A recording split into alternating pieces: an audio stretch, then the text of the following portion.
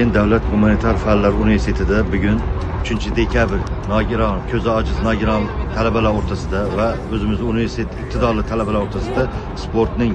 armiya resling, shashka, shaxmat, sport turlari bo'yicha sport musobaqalari o'tkazildi. Rahbariyatimiz tomonidan imkoniyat cheklangan